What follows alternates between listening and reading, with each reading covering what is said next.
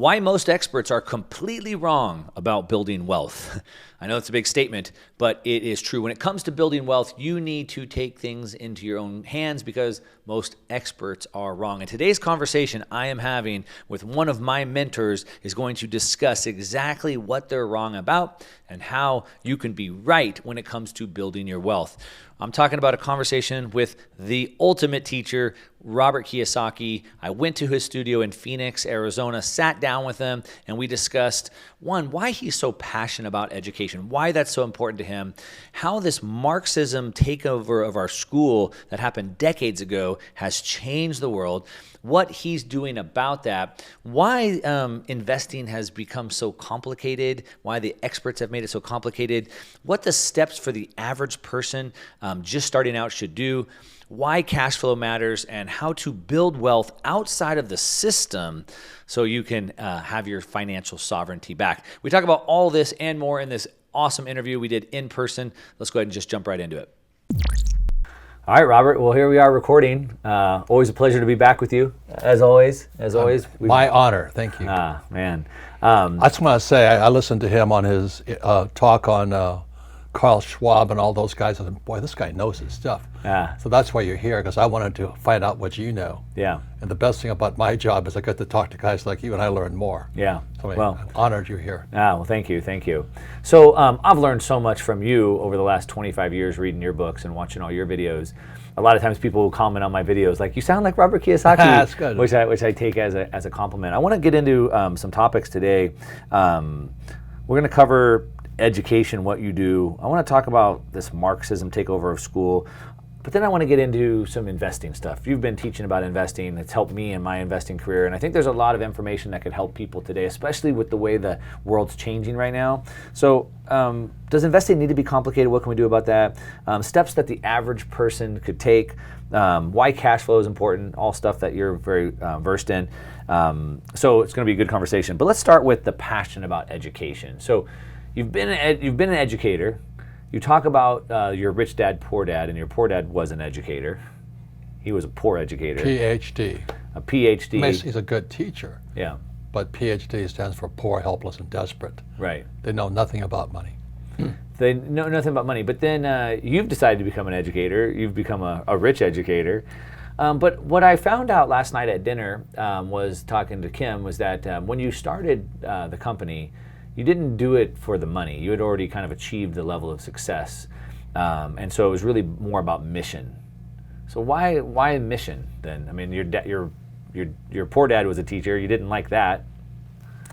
Well, this goes back to this diagram, which we'll put here. It's called the BI triangle. So book number 2 in Rich Dad, Poor Dad was a cash flow quadrant, ESBI. You go to school for the E and S. The B and the I sides where the capitalists lie. So B stands for big business, 500 employees or more. Mm-hmm. Also brand.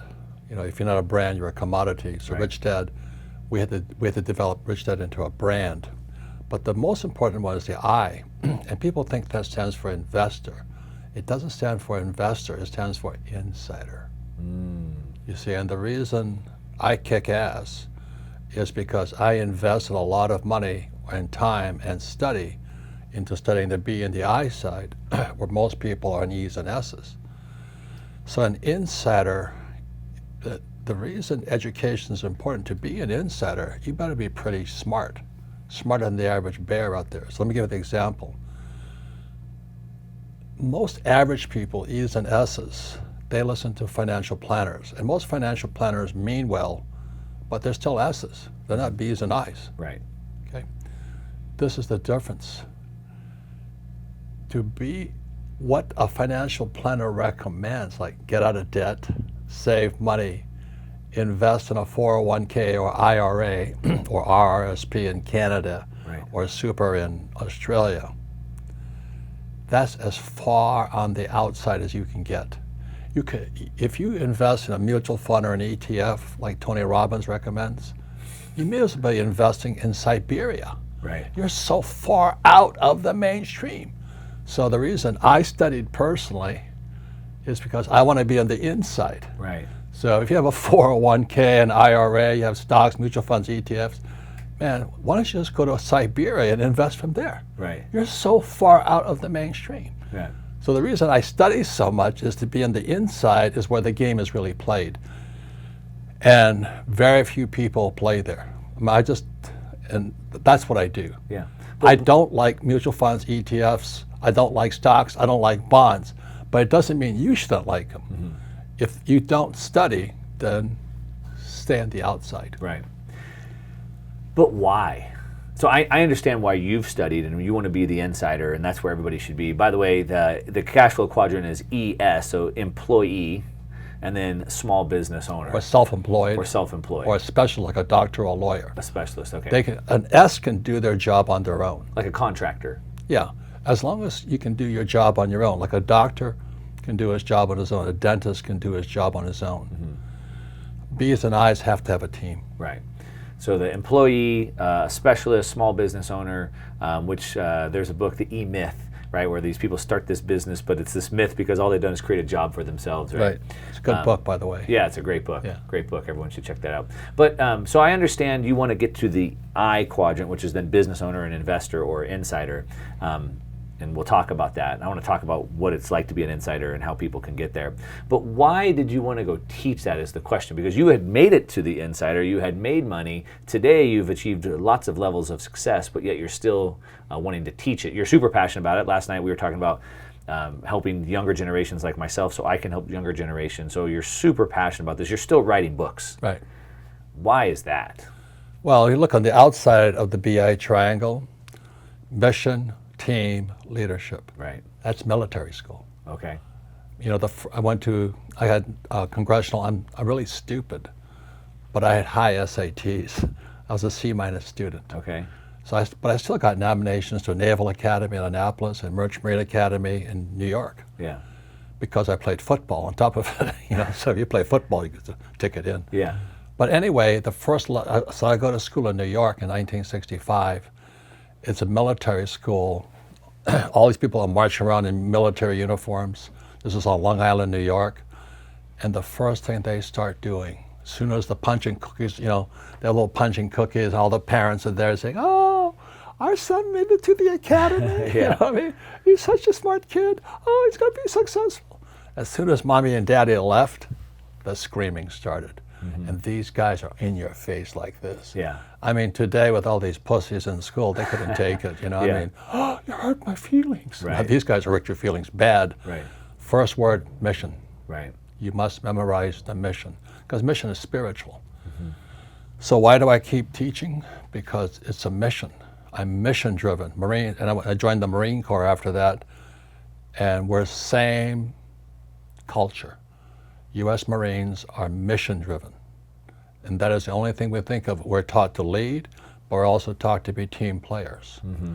Academics, you want to do it on your own. So the reason I'm successful on the B and the I side, you have to have a team. Right. I'll kick any S's ass who doesn't have a team. Yeah. I have over 500 people all over the world working for me. Yeah. And S's don't. Yeah. If you want to go fast, go alone. If you want to go far, have a team. No, it's more than that. It's a whole beingness. Okay. I was never smart. And in school, so I was always cooperative. It's called cheating. I was pretty good at that too. I know. But you look at that. That's creativity. Yeah. But you look at the BI triangle and all this stuff up here. I cheat.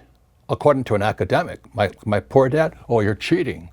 "Yeah, Dad, I make more money than you though." Right. "Oh, but you're cheating. You're asking for help." The definition of cheating is giving aid to someone in need. Mm. That's the definition from my poor dad's teacher's manual. Right. Giving aid to somebody in need. That's academics. Right. That's why we're so screwed up, because the teachers are screwing up our students today. Yeah. Yeah.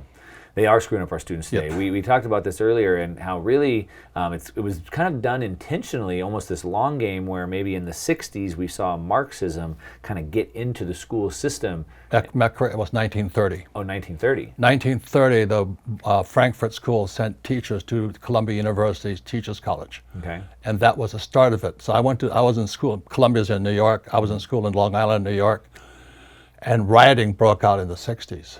That was we were like, what's happening?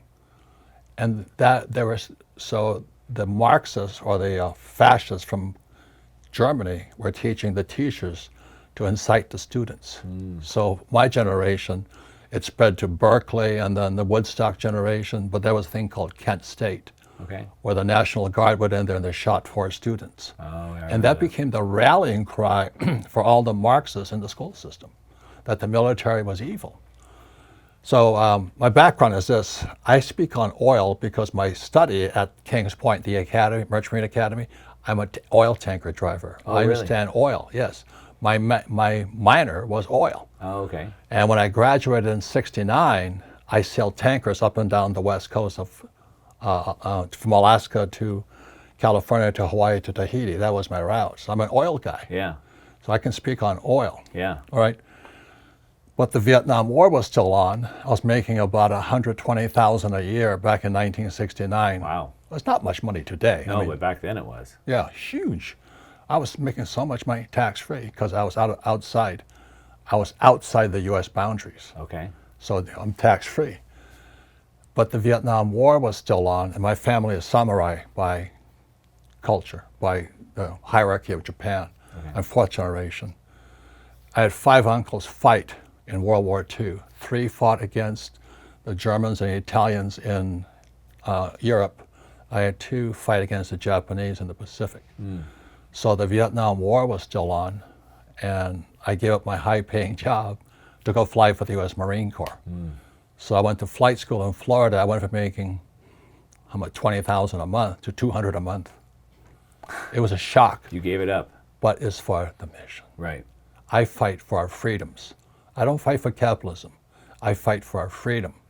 And what's happening today, our freedom's being taken away. You know, during this COVID thing, when the doctors were afraid of speaking out, if you spoke out, they cut you off.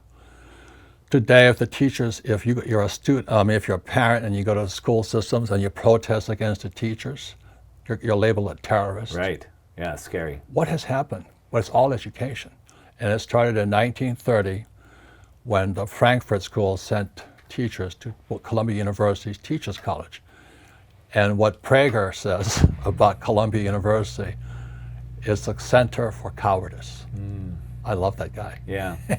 He did a good. People to be cowards and wimps. Prager did a documentary with Adam Carolla, No Safe Spaces, where they went to all those college campuses. And I think towards the end there was a climax where Ben Shapiro went and spoke, I think at Berkeley, maybe it was, and they couldn't have him because they weren't going to have enough security, and finally they had to bring in all the security for him to come. And going back to your stories of the 30s and then the 60s, 70s, as a kid growing up, I would always hear about Berkeley was this place for free speech, and they were pushing the envelope because they were, back then, it was the liberals were fighting against conservatives that didn't want them to speak on some of these topics. But they were fighting for free speech because they had the right. And now today, it's one of the most, the college that's trying to shut down any type of dissenting voices. I mean, it's gone 180 degrees, it seems like. Do you think it was because like conservatives were trying to conserve those values and the liberals were trying to push freedom, but if freedom goes too far, does it just drift that way? Well, it goes back to the book you read, the Uncommunist Manifesto. The Communist Manifesto is only, 1848 it was written. And in there was the blueprint. Is they had to go through the school systems. And so today, the NEA, National Extortion Association, you know, national education. My father, poor dad, was head of the teachers union. Their value system is different than a capitalist. And today, the challenge is you cannot question them. If you're an academic, you question them, you're either a racist or you're homophobe or whatever you're. They just call you names. What is wrong with our society? Why can't we have free speech? So I was in Vietnam twice, 1966 and 1972. I flew a helicopter gunship in Vietnam, went down 3 times. But we fought for the freedom of speech, the freedom to carry our guns, our freedoms. You can be a Marxist in America, it's your choice. And most school teachers are Marxists, but they just don't know it. You know, because they never read the manifesto. You know, read the book. Oh my God, I'm a communist. You know? I'm not saying they're bad people. Let me explain this. Economics is like a religion. So you could be Christian, you could be Jewish, you could be Buddhist. The same as economics. Mm-hmm. So if you're a Marxist, it's like a religion. Yeah. You know, what did Marx say? Step one, abolition of private property. Right. Someday you'll own Nothing. and you'll be. Well, they want you to be happy. I don't know if they will be. But you know what I'm saying? Yeah. But that's Marxism. Yeah. It's seeped all the way through our school system. Teachers union is workers of the world unite. Right. That's Marxism. Right. And so all these teachers unions, the most powerful union in America, they're Marxist. They don't know it though, because they don't read. Right. They read textbooks, they don't read the Communist Manifesto. The other thing that's important, what Stalin said, was that it's not who votes that counts. It's he who counts the vote that determines the election. Yeah. And if these teachers would read this stuff, they'd realize they're Marxists. I'm not saying it's wrong. Yeah. It's a free country. You want to be a Marxist? Good. You want to be a fascist? Good. You want to be a Buddhist? Good. You want to be Jewish? Good. You want to be a Christian? Good. It's freedom. Right. But you should know what you are. And most academics are Marxists because they haven't read the books. Right.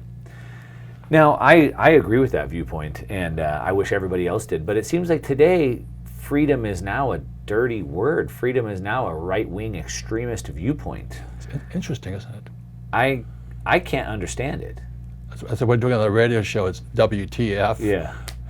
You know, how did this happen? Yeah. Yeah, how so I can understand the free country, and I guess we have to allow Marxism a voice because we're in a free country and people are free to be this Marxist if they want. You go back to this kind of freedom of speech, and I think the reason why they can't allow freedom of speech is because their ideas can't win. They can't stand up to scrutiny. The proof is against them. The proof is against them. So if there was any intellectual debate, any open, honest conversation, then their ideas would lose. So then in order for them to stay in power, they have to censor other people. So I can understand them wanting to shut down discussion because they can't win. But I'm just so surprised to see the tide turning where now people are going along with this, where they think that freedom is this bad thing or freedom of speech is a bad thing. Well, let me just say two things about it. I was in Vietnam, and I'm flying, you know, and I'm watching these battles take place. And then I watched the evening news with Walter Cronkite. And Walter was being fed the news, I know. A narrative. Yeah. It wasn't what happened. Right. I'm flying, so that didn't happen. I'm flying over Quang Tri, I'm in Hue, and we're killing people, we're getting killed, but we get portrayed in the press as murderers. That was the press, that's the media today. Right. That's a very big thing. Right. So I don't trust the news. Right. The question is, where do you get your news from today, though? Yeah. That's really the question. Yeah, and it's really become a challenge, and we talked about this last night. It's a challenge of this generation, which is, it used to be a problem of getting the information. But today we have too much information, Right. plenty of information. So then how do we filter through that? How do we discern that information? And I think that's like a new skill set maybe the new generation needs to pick up. Critical thinking. Well, I covered in my book in the Capitalist Manifesto, it's a thing called postmodernist education. Right. You know, when I was in school, it was the facts and the figures and the discussion about the facts. Right. In postmodernist education, it's opinion and emotion. So yeah. you're a racist, Right. and you can't defend against that. Yeah. You can't, you know, there's a saying, never argue with an idiot, because you argue with an idiot, it's now two idiots. Yeah. You know? So when I was on, I forgot what program it was, and this woman was attacking me. And she was going, well, Trump did this, and you did that, and this and this. And I said, ma'am. So the moderator comes on and says, what do you have to say? I said, I don't argue against opinions and emotions. Just shut her down. It's a great comeback. And you can see how all of these things, even before the pandemic, even just, I hate to even say the word because I'll probably be censored on YouTube, but you know, the injections they want to give to young kids, even before the pandemic, they turned it into an emotional debate. Now with the Second Amendment under fire, it's an emotional debate because you can't win against emotions, to Right. your point. No, you cannot argue with an emotion. Yeah. You have two idiots then. Yeah. And that's what they're doing. So facts and figures are gone. Yeah. But that's why my wife and I created the Cashflow board game, is because you have to know your numbers. If you're going to be an entrepreneur, you must know your numbers. Yeah. So if you look at this, the Facts. BI triangle here, the bottom line is cash flow. When I find somebody who's poor or a business is broke, or somebody that's struggling or this business that's rich, cash flow is where it shows up. So you look above it, there's product, there's legal, there's systems. The human body is a system of systems. A car is a system of systems. A business is a business system of systems. And you have communications. And so when I pull, an accountant pulls an audit of your cash flow, they're looking at all of this.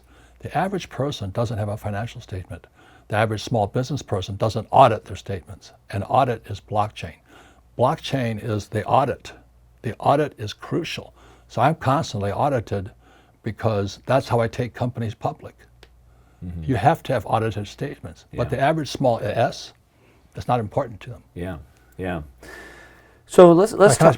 This here's the financial statement from the cash flow board game. Mm-hmm. This is what your banker wants to see. Yeah. Banker doesn't care what college you went to. Right. Banker doesn't say, what was your grade point average? Bank wants to see a financial statement.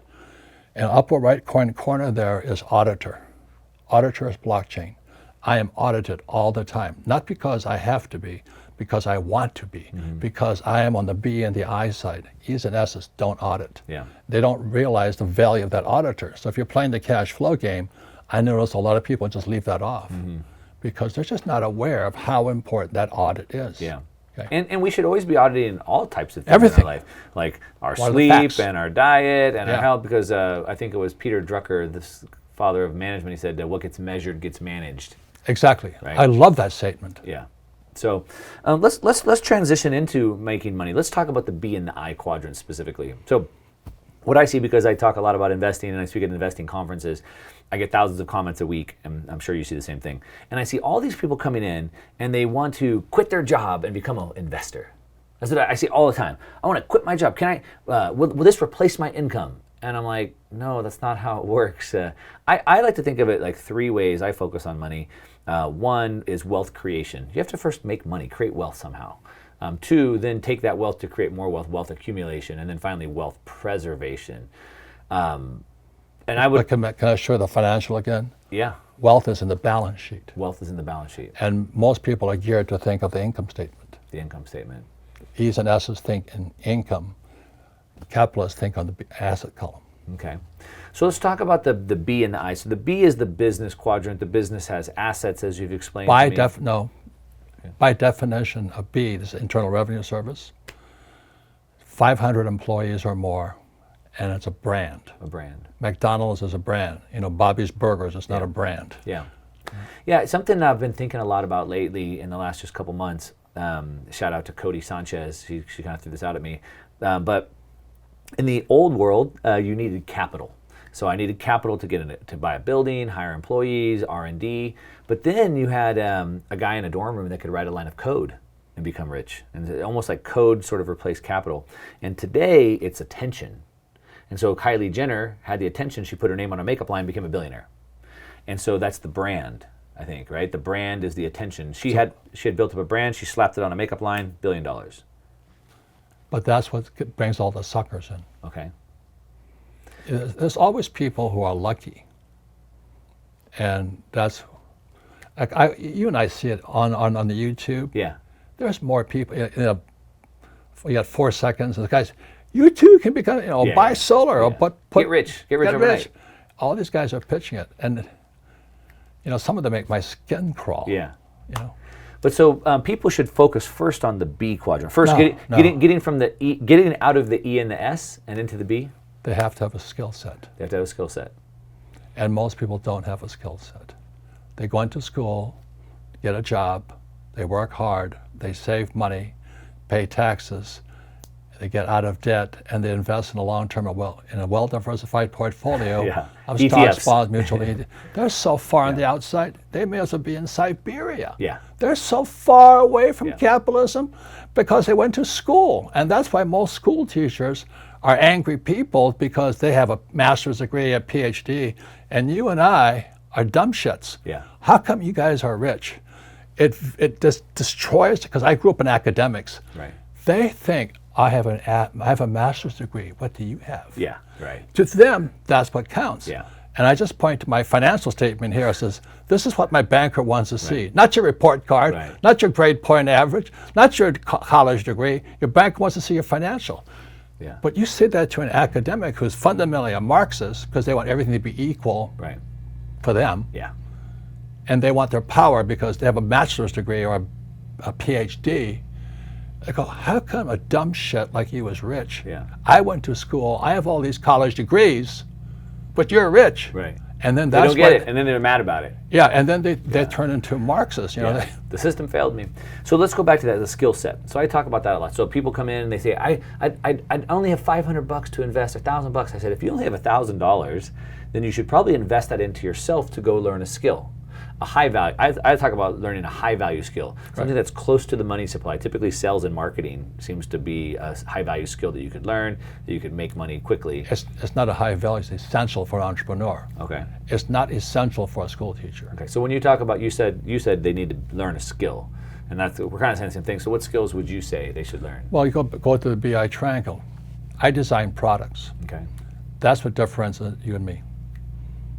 I design products. You have the artifacts.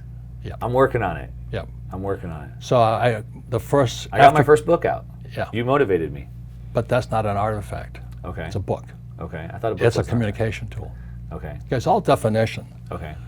So I started the first nylon and Velcro surfer wallet businesses. I was in rock and roll.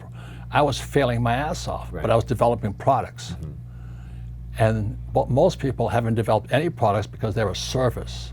E's and S's. S stands for service. So I'm a doctor, I'm a lawyer, you know, I have a podcast. It's something you have to do personally. The product works without you. So as soon as Kim and I retired, we had enough money. She was 37, I was 47. We designed the Cashflow board game. That's our product. The reason we kick ass is our product is all over the world working for us. We have thousands and thousands of cash flow clubs doing my work for me, Right. playing the cash flow board game, which was the intent of communication. Yeah. So for the average person who's stuck in the rat race, as you call it on your game, the cash flow game, which I've played many, many times, by the way. Thank you for doing that. And I've tried to play with my kids. They don't like it because it's kind of a lot of work, but I make them play it anyway, you know, filling out the spreadsheets. There's an app. It's the facts, Yeah. the numbers. So if you're stuck in the rat race, meaning you're in the E or the S quadrant, so you're an employee, you want to get out of the rat race, you want to figure out how to make more money, then most people should figure out a new skill. They need to learn a new skill, and that skill should be revolving around building products. No, there's not one thing. Sure. Let me just say, on the B and the I side, you have to be a lot smarter. Okay. If you look at the richest guys in the world, they're on the B and the I side. Like a guy named Walt Disney, Yeah. never finished Well, school. I even say, Walt Disney never finished school. right, Jobs never finished school. Gates never finished school. right, Those are the guys on the B and the I side. right, So you got to ask yourself, of course, question: why are they over there and why am I over here? right. Why do I have a job? Well, maybe because your mommy and daddy said you should get one. Why do I have no debt? Because you were taught that debt was bad. Why am I saving money? Because you were taught that saving money was smart. Yeah. Until you question what's inside you already, you cannot make that change. Yeah, I'll reference a lot Warren Buffett, arguably one of the most well-known investors in the world, but he still has a business called Berkshire Hathaway. Right. And Ray Dalio, one of the best investors in the world, he still has a business called Bridgewater. Right. They have the B and they're the I. Right. Right. So even them, they're not just. I didn't just quit and become a full-time investor. So you need to invest into your own education, learn a skill. I like to think of it as a high-value skill. And then so you can start to build some of the wealth in the business quadrant. And then you have to take that wealth and then put it into the I quadrant. Well, one of the reasons people cannot do the B and the I side, again, you go to the outside ring, this is military school, mission, leadership, team.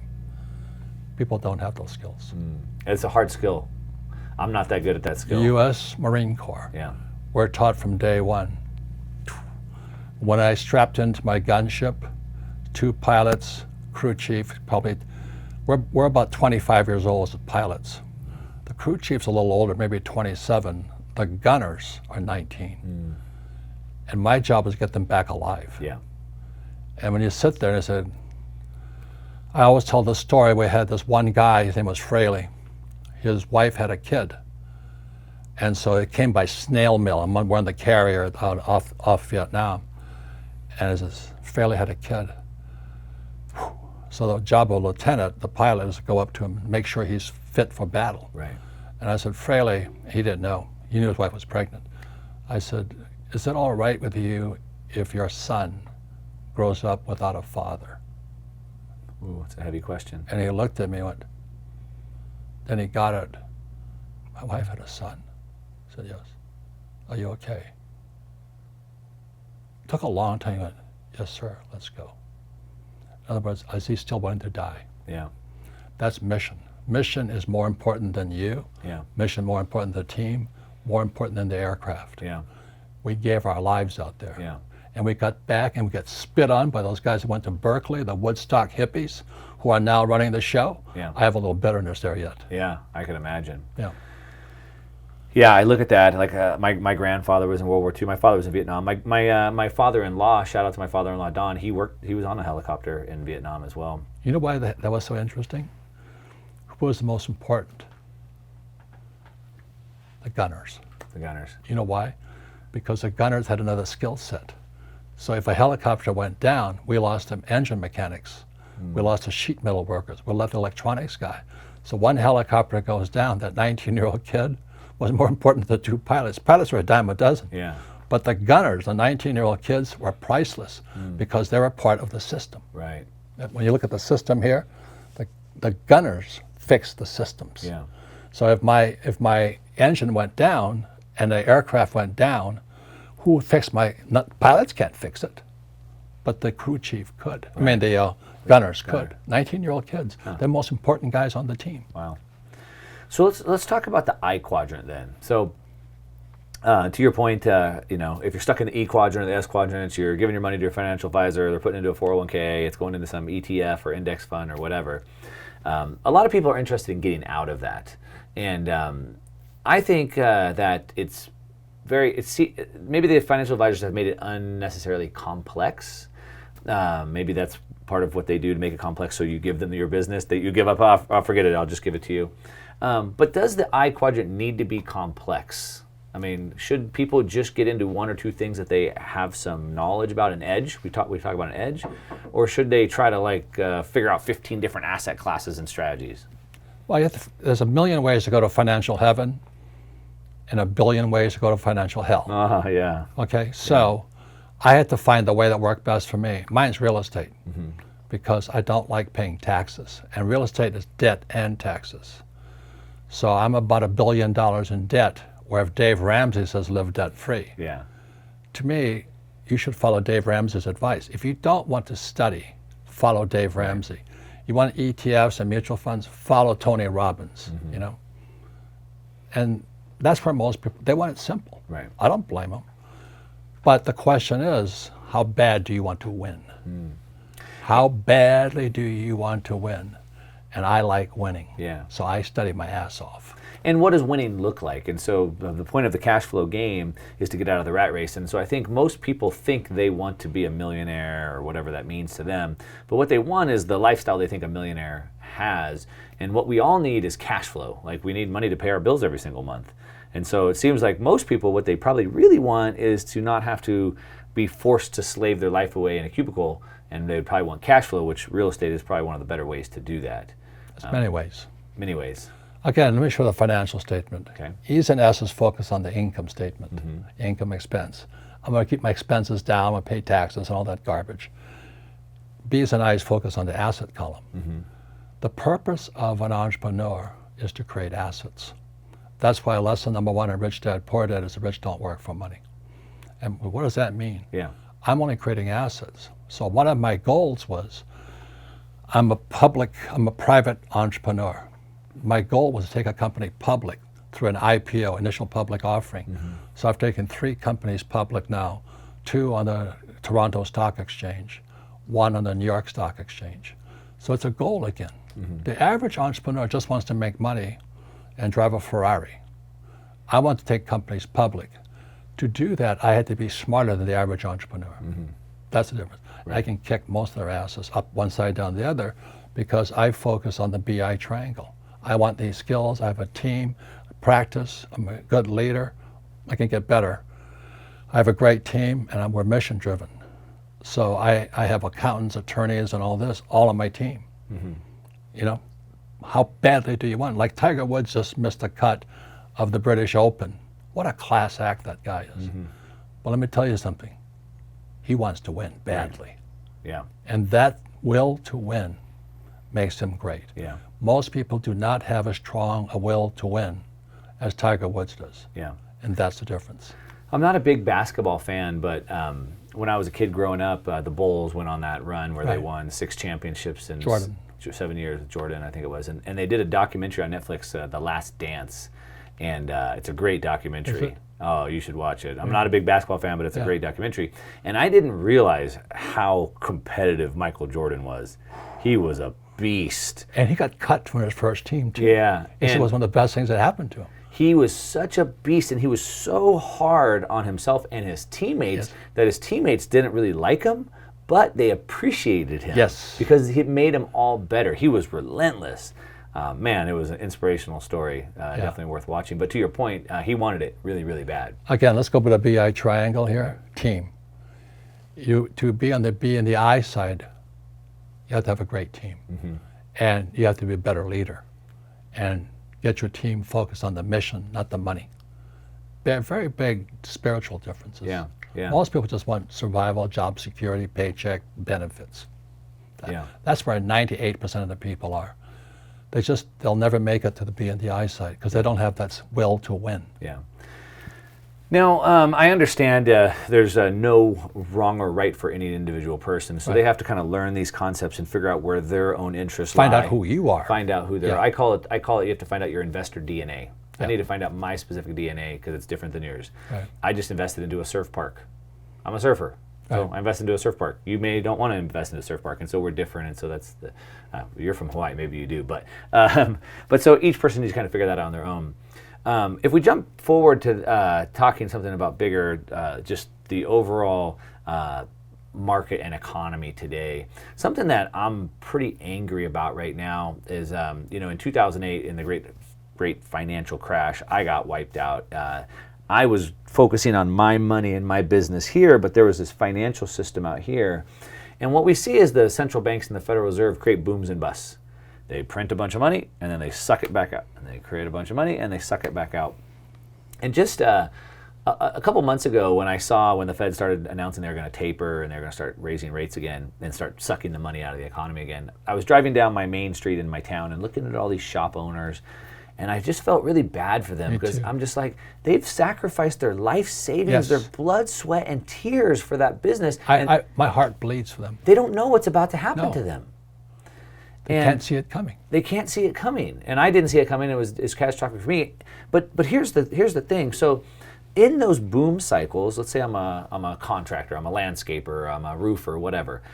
Business is booming, and because of the inflation, I have to try to keep up. So I'll hire more people. I'll get a couple more trucks on the road. I'm growing. I have to, because if I don't play the game, I get left behind. So I do play the game, but then they suck the money out. Now I have all these trucks and all this equipment, and I can't afford it anymore. And they're just completely just making people play the game and then wiping them out over and over. I mean, is that how you see it? Yeah, exactly. And that's why that's not sympathy, it's empathy. Yeah. Because we've both been wiped out. Yeah. And we know what it feels like. But if you have the attitude, it's the best thing that happens to you. Like me losing everything. Yeah. Wake up call. Yeah. I've lost it several times. I've been sued by partners. My lawsuits from partners is the most expensive. Yeah. Because I partner with the wrong people. Now the good news is every bad partner leads to a good partner. Every one of my advisors, like Ken McElroy, Tom Wheelwright, my accountant, and all this, they all came because I had bad partners. It's kind of magical. Yeah. And the people who lose are people who do nothing because they don't want to fail. Yeah. Which they teach you in school. Yeah. I mean, how do you learn to walk if you don't fall down? How do you learn to ride a bicycle if you don't fall off? Right. How do you learn to get rich if you don't fall off? So I kind of feel for those guys who put $10 down on Bitcoin and are a billionaire. They don't know anything else. Right. Well, that's why the rappers and the lottery winners end up going broke. They get the money, but they didn't learn anything. Right. Or NFL, not for long. Yeah. They're there, they make millions of dollars, but their playing career is over at 28. Yeah. But then all their friends, their posse comes along and they suck all the cash out of them. Yeah. So I've, I talk publicly about some of the mistakes that I've made. I saw some comments on my YouTube channel, and they said, "Why would we listen to a guy who lost money in 2008?" I'm like, well, smooth seas never made a skilled sailor, right? Mike Tyson said everyone has a plan until they get punched in the face, and so to your point, you got to fall off the bike if you're going to learn how to ride the bike. Well, the question is, why would somebody even ask that stupid question?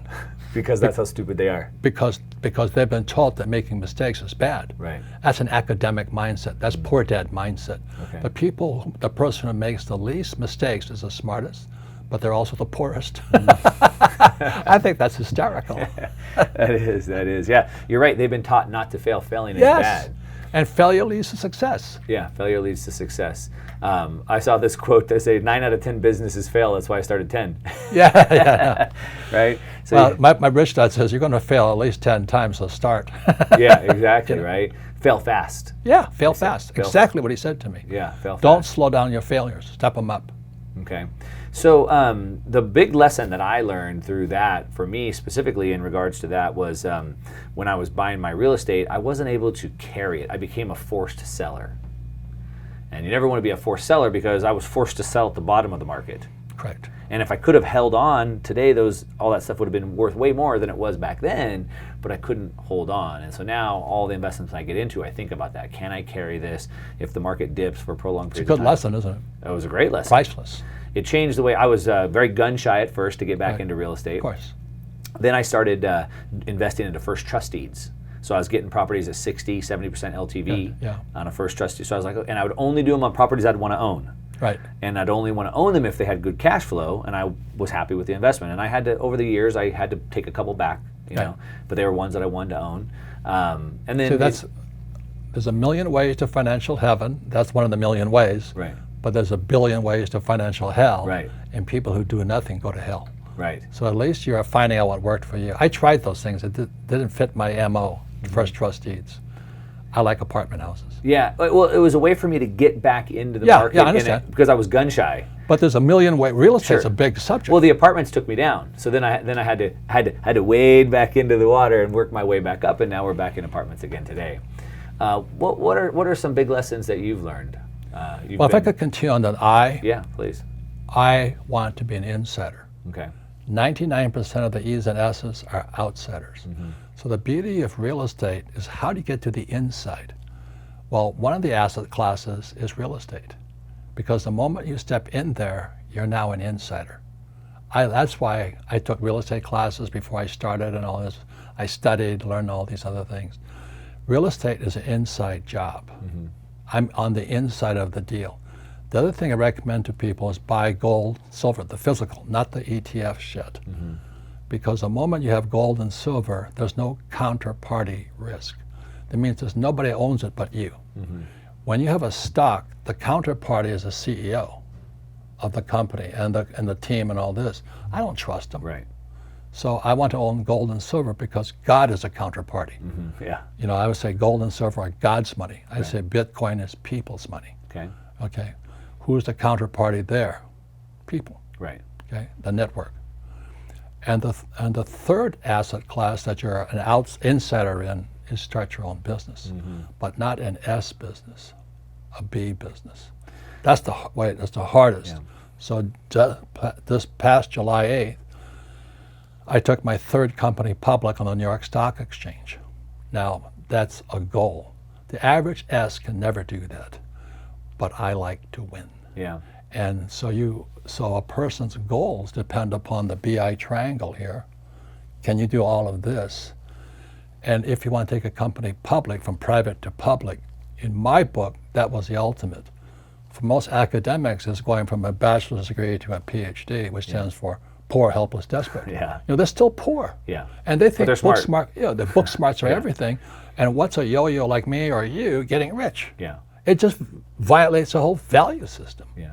So that's the battle we're in today with capitalism and Marxism. Yeah. They say those who can do and those who can't teach. Yeah. Right. A lot of people think... Well, we teach also, so... Right. Well, because we teach from experience. But we also teach because I learn more when I teach. Right. 3 levels of learning, right? Yeah. Learning it, doing it, and then sharing teaching it. Yeah. Sharing it, yeah.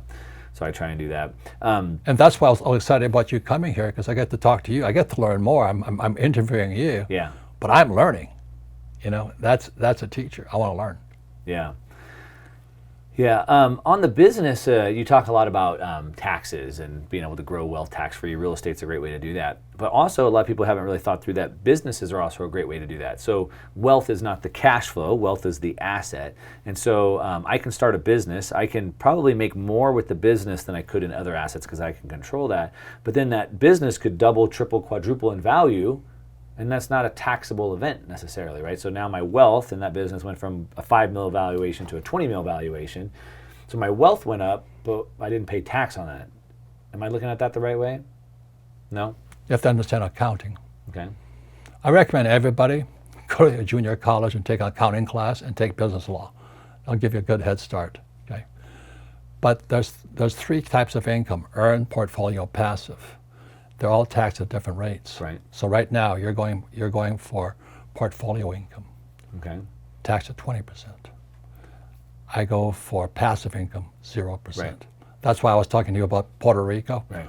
I don't have to go to Puerto Rico because I'm only investing for passive income. Sure, the earned income is taxed differently than a capital gains income or a passive income. So as long as you're accruing equity, you still have a taxable event coming up. Will come up at some point. Yeah, and the same as Bitcoin. If I sell, I have a taxable event. Right. So I don't sell. And that's when we can use other strategies like debt. Yeah. Against our assets. Debt is tax-free. Right. Debt is tax-free, or it's even tax deductible. Well, it depends. Yeah. Yeah. Could be. The point here is look at the the cash flow quadrant. This is all over the world, about the same. 40% employees pay all over the world. Mm-hmm. Why would you be an employee? Yeah. S's pay 60%. So when the teacher or somebody says to you, "Oh, start your own business," you go from E to S, small business, you pay 60%. So that's why most small businesses fail, because they don't have any tax advice. Right. The B pays 20%. I's 0. And my goal, when it was like taking companies public, my goal is to pay no taxes. Now that drives the academics crazy. They say, "Oh, you're cheating the government. You're cheating the government." I said, "No, I'm not." If you look at history, 1773, America was founded as a tax-free nation. Right. It was called the Boston Tea Party. Right. Right? And we've been fighting to non-taxed. Then what happened was that, so then what are the woke people saying? Well, it's 1610 or something, we're a racist country. Yeah. Oh my God. That's ridiculous. So 1773, we're a tax-free nation. Always remember that. And what Marx said was that a progressive income tax is essential for communism. Yep. So all of these people are saying we should tax people, like Alexander Ocasio-Cortez and all the mostly Democrats saying we should tax people. They're communists. Mm-hmm. They support Marx's study that to spread communism, you must have taxes. Yeah, you must have a central bank and you must have a progressive tax. Yes. And 1913, what happened? Yeah, so there was the creation of the Federal Reserve and the IRS at the same time. Yeah, same time. Wait, please hear that. To create the Federal Reserve Bank, which is Marxist, a central bank is Marxist. Right. Central control, the command and control of the economy. To do that, they had to create the Internal Revenue Service. Up until that time, for the most part, America was a tax-free nation. I love to think about it like this because so they created the Federal Reserve and they created a bunch of fake counterfeit paper money. And how would they get anybody to use that? Because gold was money. Why would anybody use that? Oh, we have a great idea. Here's what we're going to do. We're going to create another agency called the IRS. And what we're going to do is we're going to make people go all year to go collect these fake pieces of paper so they can send them back to us. Right. They couldn't force people to use it unless you were forced to pay taxes in U.S. dollars. Yeah. And that's what we're talking about at our radio show this morning. Yeah. 1971, that's when that Nixon took the dollar off the gold standard. Yeah. But what else happened in 1971? Well, lots of things, but including the creation of the World Economic Forum. The WTF. Yeah. So lots of things. That's where the whole world went off the rails, right. so to speak. Back to that WTF happened in 1971 website. Everyone should go check that out. Right. Shout out to Ben and Heavily Armed Clown that made that. Okay, so the point here is this: history is essential to being successful as an entrepreneur. Yeah. Because if you can study the history of Goldilocks, but you're not going to be that smart. Yeah. But you better know the history of economics. Yeah. and the evolution of economics. Yeah. I remember in it was probably 2012 when I was kind of licking my wounds and getting going again after the 2008 debacle. And I became very disillusioned with politics. And I remember talking to my wife and saying, we're not insiders. Like, we're not going to survive. Like, we're not connected in this, and you use the word insider today from the B and the I, but I think more in terms of insider as in knowing how to make money differently. When you use that term? You just didn't have enough information. Okay. Because I made a fortune in 2008. Yeah. You know why? Because you had the right strategy. Because for the right waiting time. for it to happen. Right. That's why you study history. Yeah. History doesn't repeat, but it rhymes. It certainly does, and I'm a student of history now. Yeah. I had read a book by Harry Dent Jr. In 2006, and it was The Great Bubble Boom Ahead, and it basically forecasted this. And I was like, that's it, I got to sell everything. And I sold as much as I could, but some of these projects I ran were like 5-year projects. So I was. What were you investing in? Well, the two buildings that really took me down, and as irony would have it, today I'm renting an office in a building that I built and owned and lost in 2008. So it was. Where is this? It's in Orange County, down by the beach. So that was like a 4 or 5 year project, and then I had another big condominium project with underground parking and stuff. And so I got rid of most things, but I couldn't get rid of those two things. That building that I'm in today, renting from now, we had it listed for $12 million. I turned an offer down at $11 million. It ended up going back to the bank. I was forced to sell. It was like $185,000 a month. I couldn't carry that.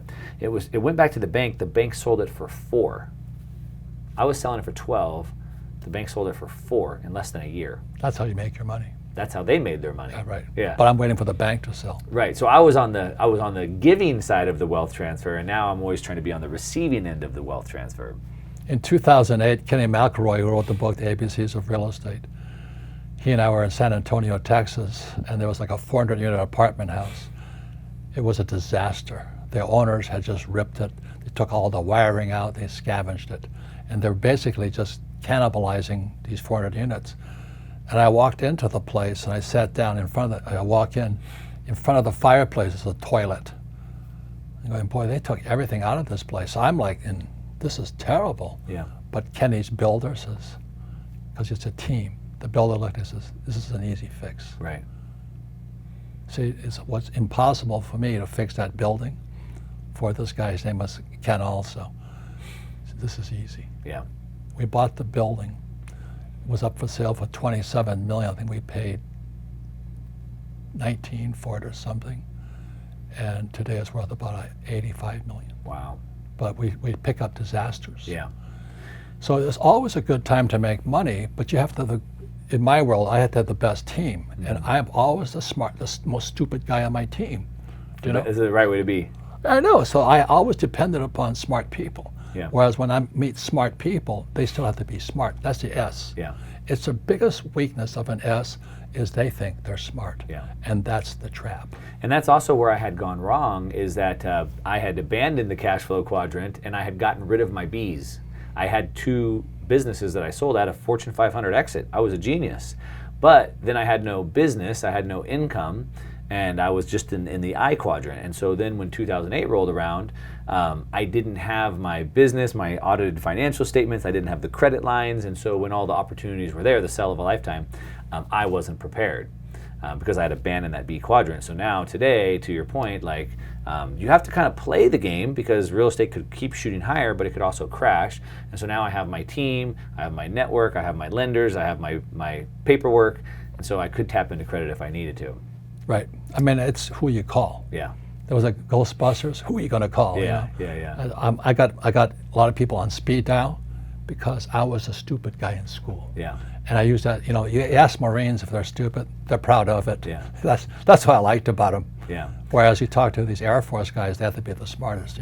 Yeah. Top Gun, they're always the smartest. Yeah. But Marines, we're quite happy being stupid. Yeah. Well, we covered a lot of great information. Always love learning from you. We talked about doing a 3-part series with some deeper education, so we're going to do a sneak intro on that, or just let people know that's coming down the pipeline. So more stuff coming from you. So I'm looking forward to that. Let's talk about that. I'm going to go over this BI triangle. Yeah. Because in there is a wealth of wisdom, knowledge, pain, and misery. Yeah. But not that it prevents you from making mistakes. It gives you more awareness of what you're walking into. Yeah. Like when I was getting ready to go to Vietnam, I was in the C-130 pipeline, the 4-engine prop jobs. And everybody wanted to fly the C-130 because it was guaranteed to go to airlines, 4-engine prop. And so I did my first test flight from Florida to California in a C-130. I was sound asleep the whole time. It's the most boring thing. I said, if I hate this, I'll hate flying for United Airlines. Right. And so the guy said, but we have a coffee maker. I said, Keep you awake. I know. I said, I gotta need one. Yeah. And I went to my monitor is like a career counselor in the Marine Corps. So I'm in Florida. I go to my Marine guy. I go, I'm not a C-130 pilot. That's how we find out who we are. Yeah. I said, what's the fastest way to Vietnam? He says, gunships, helicopter, gunships. I go, oh, why? Because they're dying, idiot. Now, this is the good news. Okay, Yeah. so no, he goes, Yeah. you don't know anything, do you? So I said, I'm a Marine like you. We don't know anything. He says, the life expectancy of a helicopter gunship, 30 days. Now, what does that mean to you or me? Depends on you or me. So I said, that's good. You know what it meant to me? If I was going to die in 30 days, I better practice harder. And so my saying to people is, the more dangerous the mission, the more important study is, practice. So I went from I went from Florida to Camp Pendleton, California, right side Oceanside. And they put the guns and the rockets on our helicopter, and we're like flying in flights of 4 coming in. We practiced harder and harder and harder. We practiced longer because the mission was that much more dangerous. And my job as a Marine lieutenant was to bring my crew home. And so the more dangerous the mission, the harder you study and you practice. And that's my lesson to most people. The most important, if you're going to take it easy, get a mutual fund, get an ETF, follow Tony Robbins, follow Dave Ramsey, live debt-free. Yeah. Or you can listen to what entrepreneurs do. Yeah. So that's a great way to end it. I love that. So the mission has probably never been more dangerous, what we have in front of us. And so people should study We're harder. at war right now. We are at war. Yeah. Everything is under attack. Our freedom, our health, our money. Del Bigtree, I was just at Freedom Fest, and he said, I probably shouldn't even say his name on this. That's how bad we have to censor stuff. He said, this is the fight of our life. He said, I don't care about your guns. I don't care about your money. If you can't control your own body. So anyway, it's dangerous in front of us. If you want, leave a comment on anything specifically you'd like us to discuss in this education series we're going to put together. And with that, we'll go ahead and sign off. Oh, your new book, Capitalist Manifesto. Shout out to that. He just wrote a new book, Capitalist Manifesto. And I criticized the Fed in there. I call them a Marxist organization. Which they are, of and course. CBDC, Central Bank Digital Currency, is coming. Yeah. Which is spyware. Yeah. It's coming. So we're going to put a link to that new book in the comments down below. Check that Capitalist Manifesto out. And that, we'll sign it off for now. And I want to say this, the thing I like most about my job is I get to learn the most. Yeah. So thank you. Thank you. Great teacher. All right. All right, that's the interview with Robert Kiyosaki, my teacher, my mentor for over 25 years. Hopefully you enjoyed it. There's a lot more to come. I'm going to be doing more work with Robert Kiyosaki. We're going to be digging in and doing some financial lessons that will dig into deep. Leave me comments down below and let me know what topics you would like us to really dig in deep on. Of course, as always, give me a thumbs up on this video if you like it. Hit that subscribe button if you're not already subscribed, and the bell notifications so you know when I put new videos out. And that's what I got. All right, to your success. I'm out. Since you've stayed to the end, I know you like this video, which means you're probably going to really like this video right here and this video right here.